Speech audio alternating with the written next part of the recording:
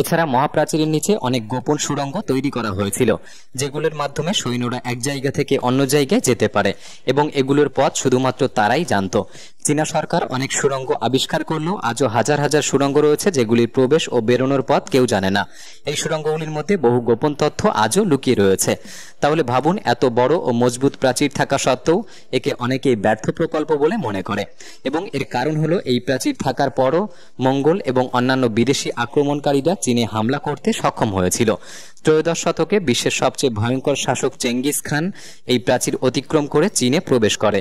এরপর 1550 সালেও মঙ্গলরা এই প্রাচীরে হামলা চালায়। 1644 সালে মাঞ্চু সাম্রাজ্যের সৈন্যরা এই প্রাচীর অতিক্রম করে চীন দখল করে এবং সেখানকার সরকারকে উচ্ছেদ করে। এর ফলে মিং বংশের পতন ঘটে এবং শুরু হয় কুইং বংশের শাসন, যা বিংশ শতক পর্যন্ত টিকে ছিল। এই সময় মঙ্গোলিয়াও চীনের অন্তর্ভুক্ত ছিল। অর্থাৎ একদিক থেকে দেখতে গেলে এই প্রাচীরের কোনো কার্যকারিতাই তখন ছিল না। তবে দ্বিতীয় বিশ্বযুদ্ধের সময় চীনা সেনাবাহিনী এই প্রাচীরকে কাজে লাগিয়ে সৈন্যদের প্রশিক্ষণ দিয়েছিল এবং জাপানি বাহিনীকে ঠেকানোর চেষ্টা করেছিল।